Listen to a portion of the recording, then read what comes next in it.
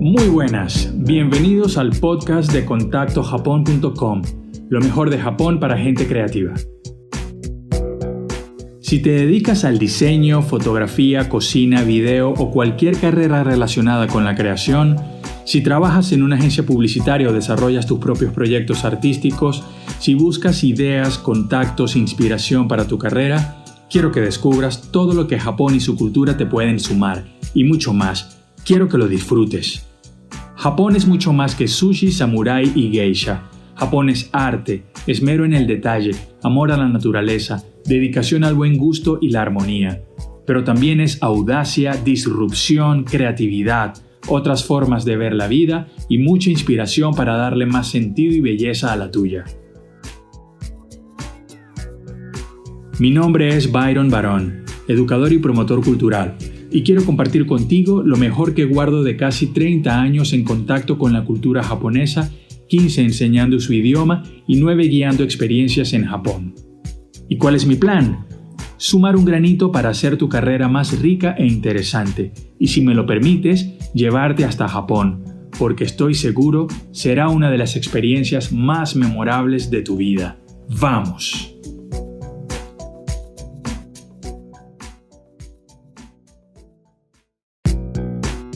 En el tumulto de la sociedad actual, lleno de ruido sonoro, visual y mental, cada vez más personas nos interesamos por buscar y encontrar formas de vivir una vida no solamente más larga, sino con más calma, sentido y plenitud.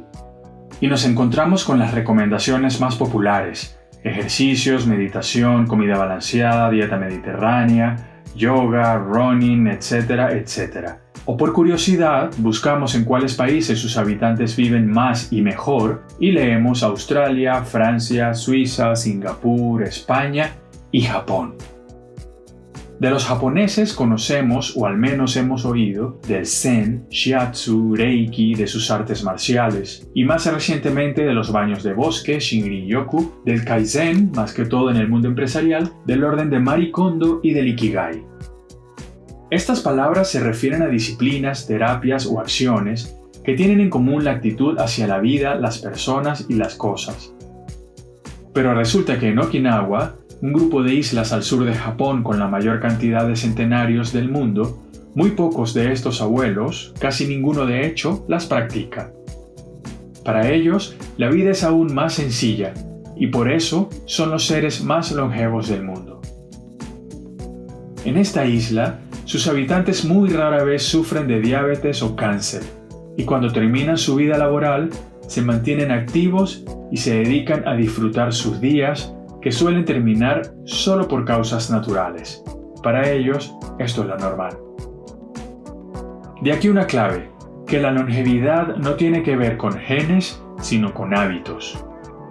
En la entrevista de hoy quiero presentarte a Marcos Cartagena, un hombre enamorado de Japón y su cultura, quien con la experiencia de estudios, vida y varios años visitando este país, cofundó el blog Descubriendo Japón, y ahora nos presenta el sistema Hanasaki, los 9 pilares de Japón para una vida centenaria con sentido, para compartir lo que considera fundamental para disfrutar una vida más plena y saludable. Espero que disfrutes esta conversación. Hola Marcos, un placer saludarte de nuevo. Muchísimas gracias por tu tiempo y por concedernos esta entrevista. Encantado, un placer para mí. Marcos, para quienes no lo conocen, Marcos Cartagena es el autor del libro El Sistema Hanasaki. Además, Marcos es el cofundador, junto con su hermano, de una agencia de viajes que se llama descubriendojapon.com, donde ofrecen experiencias y maneras distintas, personalizadas, interesantes de conocer Japón. Muchas gracias, Marcos. ¿Qué consideras esencial para vivir una experiencia enriquecedora en Japón? Pues mira, yo creo que lo más importante para disfrutar de una experiencia enriquecedora en Japón es ir con la mente abierta. Y la mente muy abierta. Porque Japón es un país completamente diferente. De hecho, hay gente que lo define como un planeta dentro de otro. Y el hecho de que ellos pues se hayan desarrollado sin apenas ninguna conexión con Occidente y luego incluso dentro de Asia, que permanecieran aislados durante más de 200 años, ha hecho que su mentalidad, su forma de ver las cosas, su forma de percibir la realidad sea diferente. Entonces, cuando llegas allí, tienes que adaptarte a un cambio muy importante. Y si no lo haces, vas a experimentar una experiencia mucho menos bonita de lo que podría haber sido. De hecho, yo me acuerdo, eso me pareció súper curioso, cuando yo llegué la primera vez a Japón y entré en la universidad, en todo el previo a empezar las clases, una de las cosas que nos explicaron es que había un síndrome, no me acuerdo cómo lo llaman, pero es un síndrome de la no adaptación a la cultura japonesa. Y es un síndrome que sufren un cierto porcentaje, un porcentaje bajo de extranjeros cuando van allí a vivir, pues eso, no un viaje normal de 2 semanas, sino a vivir 6 meses, un año, digamos, a sentarse durante un tiempo en Japón. Entonces hay una serie de personas que no se adaptan a la cultura japonesa, que sufren de ansiedad, de estrés, de depresión, de aislamiento voluntario, ¿no? De retraerse y tratar de no relacionarse con gente.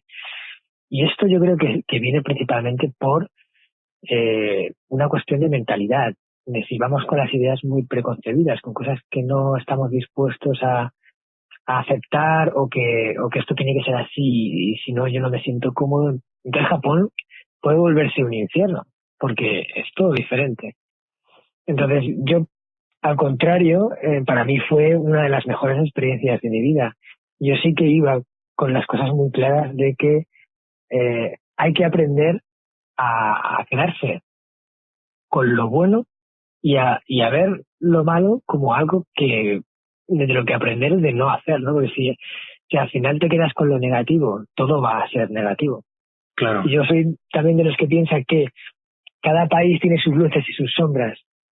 Entonces, lo mejor es aprender de las luces de los países diferentes que visitas y las sombras, ver cómo lo hacen para no repetirlo tú. Entonces eso en Japón es algo muy tratado que yo creo que es necesario, ¿no? Buenísimo, Marcos. Muy bien. Dijiste una palabra clave y que puede ayudar a que la estadía en Japón sea todo lo bueno que quieras que sea, y es lo voluntario. Dijiste voluntario, ¿no? Cuando una persona ya tiene la disposición de que no la va a pasar bien porque no entiende el idioma, porque no le gusta la comida o algo, pues está en su voluntad abrirse o rechazarlo, y en función de esa decisión va a determinar el resto de la experiencia, ¿no? Tu experiencia en Japón comienza en Kioto, donde ingresas a un programa intensivo de idioma japonés y además cursos, asignaturas de economía. Además del interés en la cultura japonesa, ¿qué otras razones puedes argumentar para estudiar economía en Japón, por ejemplo, y no en Londres, en Nueva York, Singapur u otra potencia financiera? Pues mira, una de las cosas que a mí más me atrajo de la parte económica de Japón es que, bueno, en el momento en el que yo decidí que me iba a ir a Japón, Japón era la segunda potencia económica mundial. Ahora es la tercera por detrás de China y Estados Unidos, porque China ha ido subiendo puestos, pero en ese momento era la segunda. Y si analizamos que Japón es un país con menor extensión de terreno que España, pero que además el 80% del territorio está compuesto de bosque y montaña, que no tienen apenas recursos naturales, y que además en los años 50 fue prácticamente destruido en la guerra que perdió contra Estados Unidos, nos preguntamos cómo es posible que Japón haya llegado a ser el segundo país más fuerte a nivel económico del mundo. Eso es lo que llaman el milagro japonés, que ocurrió entre los años 50 y los años 75, o sea, 25 años fue esa reconversión. Entonces a mí eso me llamó mucho la atención, decir, esta gente de economía tiene que saber, ¿no? Porque si no, no habría llegado hasta aquí. Y yo creo que la visión de ellos es una visión diferente que enriquece la visión que tenemos en Occidente. Y quizás Londres, Nueva York, Frankfurt o irte a países así, vas a ver visiones más similares a las que ya conoces. Y irte a un lugar como Japón, en el que han llegado a un punto muy alto con un camino diferente, un camino propio que ellos han tomado, pues te puede dar esa frescura y ese nuevo conocimiento que te va a enriquecer, ¿no? Y esa fue una de las cosas que a mí principalmente me decantó por irme a estudiar algo relacionado con economía en Japón. Es interesante, ¿no? Porque las fuentes teóricas de economía junto con otras materias la aprenden ellos justamente con estas misiones que ellos envían comenzando la restauración Meiji, ¿no? Donde asignan a las mentes más brillantes de Japón para que estudien en Europa diferentes materias, áreas de desarrollo, entre eso la economía, pero lo interesante es cómo lo integran a su filosofía, a su cultura y como tú bien has indicado, ¿no? Al punto de llevarles, aunque hayan caído un puesto, igual están entre las 3 economías más potentes del mundo. Ahora, Marcos, tú has viajado por todo Japón. Has podido ver la riqueza y los contrastes de sus paisajes, su gente, sus costumbres, música, etcétera. Sin embargo, la gran mayoría de las personas en un primer viaje pues se entiende, ¿no? Que quieran ir a los referentes más comunes, Tokio, Kioto, Nara, Osaka, muchas veces por falta de presupuesto, muchas veces por falta de tiempo o la gran mayoría de las veces, aunque tengas tiempo y presupuesto, pues simplemente no lo conoces. ¿Qué otros destinos de Japón te han marcado más y por qué? Cuéntanos una anécdota por la que hayas dicho, amo a estos japoneses, por ejemplo. Uno de los lugares que a mí más me ha marcado de Japón lo conocí en Okinawa, en las islas que hay en el sur. Yo, en todo mi conocimiento de la cultura japonesa, hubo un momento en el que descubrí que Japón, ya sabía que era el país con mayor esperanza de vida del mundo, pero que concretamente en el sur de Japón, en Okinawa, había uno de lo que llaman The Five Blue Zones, las 5 zonas azules. Resulta que en 2006 se realizó una investigación a manos de National Geographic junto con Dad Widner, en el que recorrieron el mundo buscando aquellos puntos en el planeta en el que la gente vivía más de lo normal, ¿no? Y detectaron 5, lo que llaman las 5 paraísos de la longevidad.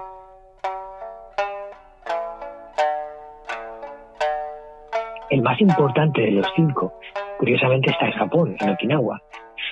Hay un poblado en la zona norte de la isla de Naha que se llama Ogimi, que es el poblado, el territorio con mayor concentración de centenarios por metro cuadrado del mundo. Wow. Pues cuando yo me enteré de eso, me provocó muchísima curiosidad y dije, ostras, yo tengo que viajar a Okinawa y ver esto con mis ojos. Tengo que ir a Ogimi, tengo que estar allí y comprobarlo, ¿no? Y de hecho, el libro del sistema Hanasaki, que escribí después de estar allí en Okinawa, habla mucho sobre todo lo que aprendí en Okinawa porque está basado principalmente en los secretos de la longevidad japonesa. Entonces yo allí me alojé con una familia de okinawenses nativos de la zona y durante días estuve recorriendo el territorio, entrevistando a centenarios y preguntándoles por su forma de vida, su estilo, qué comían, qué hacían. Ya después de haber visto los resultados y las conclusiones de la gente que lo había investigado previamente a mí, yo mismo, de estar allí, saqué esas mismas conclusiones igual, ¿no? Pero ya de una forma vivencial y de una forma más contrastada, ¿no? Yo no es algo que me han contado, sino que lo he visto con mis ojos. Y en todo ese periplo, ¿no?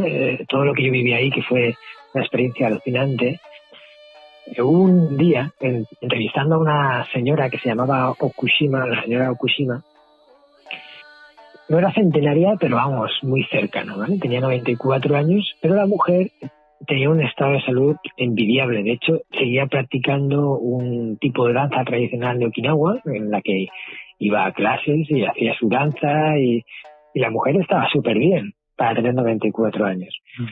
Entonces, en la entrevista le pregunté muchas cosas y al final salió que ella siempre hablaba de su vida como una vida maravillosa en la que era un regalo prácticamente todo lo que había tenido. Sin embargo, luego me contó que había vivido experiencias muy traumáticas que a lo mejor cualquier persona podría calificar de que, hostia, si he vivido esto, mi vida ha sido un desastre, ¿no? Y aún así ella la veía con esa positividad de una vida maravillosa.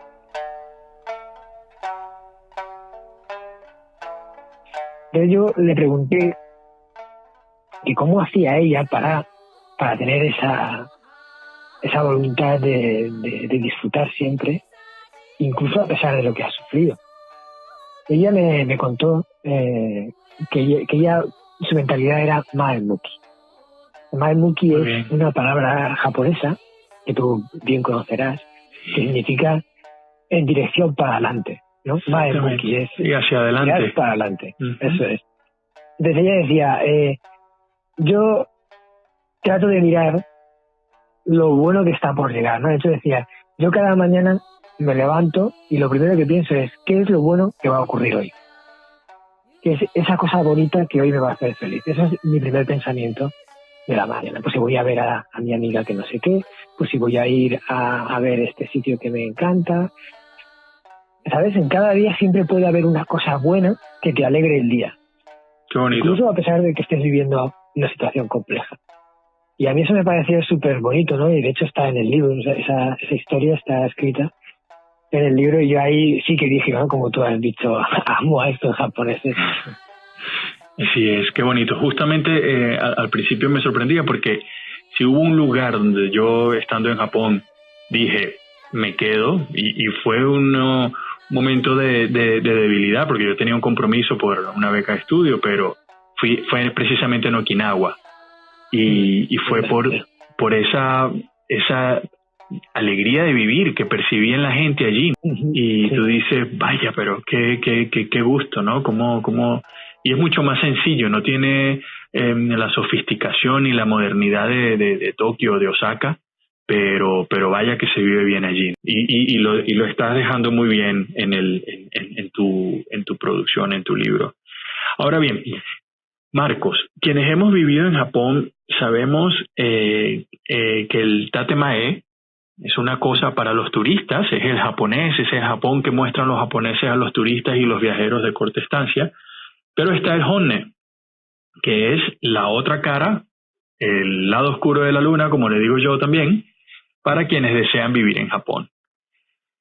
Como tú has vivido como estudiante, has ido como turista y has ido muchas veces más como, digamos, empresario por tu negocio, además de cumplir los requisitos para el permiso de residencia, siendo el más importante el conocimiento del japonés, ¿qué otras o qué recomendaciones le puedes dar a quienes están considerando o quienes quisieran estudiar en Japón? De la gente que te sigue por tus publicaciones, de la gente que se te acerca, ¿qué les pudieras recomendar? Oye, mira, Marcos, quiero estudiar en Japón, ¿qué me recomiendas? Pues, a ver, aquí yo creo que hay dos posibles recomendaciones, dependiendo de qué es lo que la persona realmente quiera, ¿no? Tú puedes querer ir a estudiar a Japón y luego regresar, o puedes querer ir a estudiar a Japón y quedarte. Y ahí cambia totalmente la cosa, ¿no? Uh-huh. En el caso de que quieras ir a estudiar a Japón una temporada, como hice yo, por ejemplo, como ha hecho mucha gente, un año, 2 años, o lo que tú quieras estar, sin la intención de quedarte a vivir, pues lo mejor es, yo creo que hacer lo que yo hice, porque para mí fue la mejor decisión que pude haber tomado, y es primero acudir a una instancia formativa que te haga todos los trámites. Ya sabemos que conseguir un visado en Japón es complicadísimo. Sí. Entonces, lo mejor que puedes hacer es eso, ir a una instancia. Por ejemplo, yo recomiendo ir a una universidad que tenga un programa para extranjeros, como era mi caso. Yo fui a la Doshisha University de Kyoto, que es una de las universidades más prestigiosas de Kansai, que además tenía unos programas enfocados a extranjeros a los que les enseñaban japonés intensivo al mismo tiempo que veíamos las asignaturas económicas, asignaturas relacionadas con la cultura japonesa y demás. Porque eso, si cumplen los requisitos que ellos te piden, te facilitan muchísimo la vida, te tramitan todos los papeles, te consiguen el visado, vas allí, incluso te ayudan con el alojamiento y muchas otras facilidades. Además, el hecho de estar en una universidad y no una academia, porque esto es importante, ¿vale? Las academias son instancias educativas que solo tienen extranjeros porque son academias para extranjeros, que las hay muy buenas donde enseñan muy bien japonés, pero las universidades que tienen departamentos para extranjeros comparten el campus con el resto de japoneses, con lo cual te dan muchas oportunidades de conectar con gente de allí, con otros jóvenes, otros estudiantes. Yo, por ejemplo, a nivel personal, me metí en el club de karate de la universidad y yo era el único y primer extranjero en la historia del club en entrar. Y cuando yo llegué allí, pues ya tenía ahí unos conocimientos, pero el hecho de formar parte del club, de estar con esta gente, de ir a sus fiestas que organizaban, de los grupos de universidad y todo eso, me dio una visión, me dio una oportunidad de practicar el idioma que no hubiera podido tener en una academia. Sí. Entonces, a mí el estar en la universidad me hizo prosperar, yo creo que mucho más rápido de lo que podría haber hecho simplemente estando en un lugar estudiando y estudiando. Y luego, a la gente que quiere ir y quedarse, a aquellos que que dicen, oh, es que Japón es el país ideal y yo me voy a ir a vivir allí, ¿vale? Pues aquí entramos en la parte del honne y el tatemae, que claro, al principio la gente que piensa eso, la mayor parte es que solo ha visto el tatemae.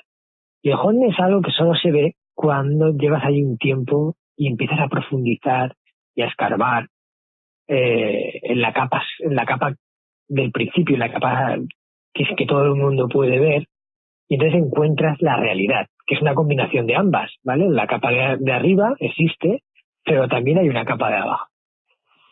Entonces, ahí es cuando te enteras de realmente cómo es la sociedad japonesa. Y la sociedad japonesa es una sociedad compleja en la cual abrirse un hueco es difícil. O sea, para el turista es genial, ¿vale? Todo son facilidades, todo es buena recepción, lo tienen todo muy bien montado, tienen todo limpio, agradable, es seguro, es perfecto para ir de vacaciones.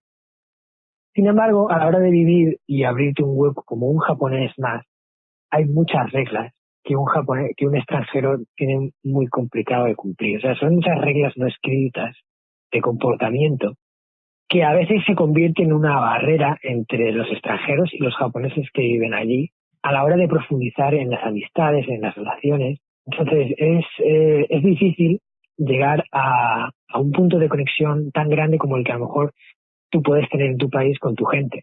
De hecho, ese fue uno de los motivos por los cuales yo decidí que yo no iba a vivir en Japón. Mi residencia está en España. Yo vivo en España la mayor parte del año y viajo a Japón pues varias veces. Estoy allí con los grupos, estoy allí también por temas de trabajo, pero me vuelvo a España.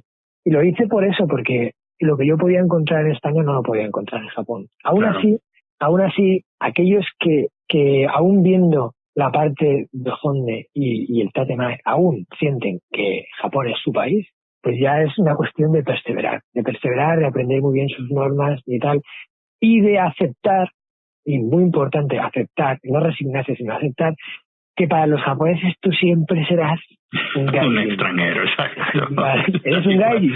Sí. Y tienes que vivir con ello, aceptarlo y saber cuáles son tus limitaciones y cuáles son los beneficios de ser un gaijin, que también los tiene. Entonces, si vives bien en esa relación, no quieres ser un japonés más como ellos, porque ellos nunca te van a considerar como un japonés. De hecho, hasta les molesta, les incomodan estos extranjeros que quieren ser más japoneses que los japoneses, ¿no? Sí. Sí, es complicado porque a veces dices, es que yo voy a pensar como ellos, voy a hablar como ellos, voy a actuar como ellos, pero nunca serás uno. Entonces al final es un camino de frustración. Entonces acepta eso y vive jugando con las reglas del juego. Así es. Yo creo que ese es el mejor consejo que le puedo dar. Y el camino del medio, muy bien. O sea, ni ir como Homero Simpson cuando fue a Tokio, haciendo lo que le daba la gana, caminando con zapatos por el tatami y todo, ni tampoco ir queriendo ser más japoneses que los japoneses, ¿no? Debe haber un punto medio donde haya aceptación y entendimiento, pero también mucho respeto, ¿no? Y bien, Marcos, ya para terminar la última pregunta sobre tu libro, El Sistema Hanasaki. Ya más o menos nos has dejado ver de dónde nace la idea de escribir el libro, pero ¿en base a cuáles premisas seleccionaste y organizaste el contenido? Porque hablas de claves, de pilares muy importantes y es una selección que hiciste de muchísimos otros valores de la cultura japonesa. Entonces nos gustaría saber cómo hiciste, en base a cuáles premisas hiciste esta selección Y bueno, ya para cerrar, que nos regalaras un consejo o una recomendación de al menos 2, 3 pilares del sistema, como tú quieras. Vale. Pues mira, la idea de escribir el libro del sistema Hanasaki nace de una voluntad de tratar de compartir lo que yo creo que son las enseñanzas más valiosas que la cultura japonesa tiene para ofrecer al mundo. Yo, gracias a Japón, he crecido mucho a nivel personal. Y creo que la persona que se fue en aquel primer viaje y la persona que soy hoy en día, después de todo lo que he pasado junto con ese país, no ha sido la misma y es una mejor versión. Entonces, todo lo que yo he aprendido, ahora lo quiero transmitir a través de ese libro. Entonces, en esa voluntad de compartir ese conocimiento, yo empecé a escribir las enseñanzas por separado, ¿no? Y empecé a ver que había como puntos en común. Al final las fui agrupando y las agrupé en 9 áreas principales de la vida de las personas que, bien trabajadas, yo estoy convencido de que te pueden ayudar a vivir una vida más larga y plena, con sentido, ¿no? Y digo con sentido porque para mí no tiene significado, no tiene nada el hecho de llegar al último de tus días y cuando hagas un repaso de la vida que has vivido pensar que no ha valido la pena y que lo que te queda es más arrepentimiento que satisfacción. De hecho, es que yo creo que si tú llegas al último de tus días con esa mentalidad, no vas a llegar a vivir 100 años, porque al final es algo holístico, algo que está desconectado. Pero eso es vida larga con sentido, ¿no? Vida larga y plena. Si yo tuviera que comentar 3 puntos más importantes del sistema, de estas 9 áreas, hablaría de 3 pilares. Y te voy a decir una cosa de cada uno de ellos, ¿vale? Sí.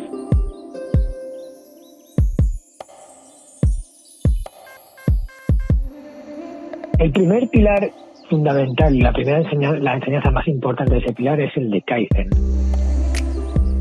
El Kaizen es una palabra compuesta que significa Kai es cambio, Zen es bueno. Significa cambio bueno, aunque los japoneses la traducen más bien como cambio bueno constante o cambio bueno que se persigue siempre. Y por eso aquí en Europa la conocemos más bien, bueno, en Occidente, como mejora continua. Sí. El Kaizen es el tratar de hacer las cosas mejor mañana de la que ya lo estás haciendo hoy, aunque a hoy ya lo hayas hecho bien. O sea, aplicar Kaizen es adoptar la voluntad de ser mejor persona mañana de lo que ya eres hoy. El segundo pilar importante es el de actitud, el 9. Tairo, en japonés, ¿vale? Y aunque dentro de la actitud hay muchas actitudes y yo he aprendido de los japoneses, sobre la cual hablo en el libro, pero yo resumiría la actitud como el comportamiento que tú decides adoptar en función de la situación en la que te encuentras. Porque muchas veces no podemos elegir qué es lo que nos sucede, ¿no? Hay veces que la vida elige por nosotros, algo ocurre y nos da la vuelta a todo. Sin embargo, siempre podemos elegir una cosa, y es cómo reaccionamos ante lo que nos sucede. Y digo elegir porque esto es una decisión, ¿vale?, que se toma minuto a minuto, instante a instante. Y es precisamente esto lo que nos da la llave de nuestro destino y lo que nos permite llegar allá donde queremos, ¿no? Y esto es la actitud. Y el tercer pilar fundamental del sistema Hanasaki para llegar a tener esa vida, bueno, aunque todos los pilares son muy importantes, ¿vale? Pero bueno, ya que me dices 3, pues te voy a decir estos 3. Y el tercero es el pilar de Ikigai, que es el 8. Ikigai es una palabra compuesta que significa Iki es vida, Gai es efecto o resultado, aunque los japoneses la traducen más bien como el sentido de la vida o aquello que hace que tu vida tenga sentido. ¿Vale? Es la razón por la cual tú te levantas cada mañana con energía, porque tienes la voluntad, tienes la necesidad de llevar a cabo algo, una misión que tú mismo te has encomendado a ti. ¿Vale? Entonces, encontrar esa razón que hace que tu vida, que todas las piezas encajen, es fundamental, no solo para vivir una vida larga, una vida con significado, sino para vivir una vida larga, porque hoy en día se ha visto que las personas que afirman haber encontrado su Ikigai en investigaciones que se han hecho en Japón sobre el tema del Ikigai, estas personas normalmente no solo se sienten mejor, sino que viven vidas más largas y están en mejor situación en diferentes ámbitos aparentemente no relacionados con el Ikigai, como la relación de pareja, la situación en el trabajo, las amistades y muchos otros puntos. Entonces, yo daría esas 3 recomendaciones así. Estupendo. Kaizen, Tairo, Ikigai. Mejora continua, actitud y motivación, ¿no? Pudiéramos, o sentido de la vida. De todas maneras, yo aprovecho para invitar, estos son 3 de los 9 pilares, por lo cual, para quienes quieran ahondar, conocer los otros pilares y disfrutar las enseñanzas y todo lo que tiene el sistema Hanasaki, pues más adelante pues colocaré el enlace para quienes quieran obtener el libro. Así que, Marcos, agradecido por tu tiempo, espero que no sea el último encuentro, espero que vengan muchos más y por ahora pues éxito, que vengan muchísimas más ediciones y muchísimos más viajes a Japón y pues seguimos en contacto. Muchísimas gracias, eso espero yo también. Y bien, espero que esta entrega haya sido de tu agrado y que sigas disfrutando de lo mejor de Japón para gente creativa. Nos vemos, Matane.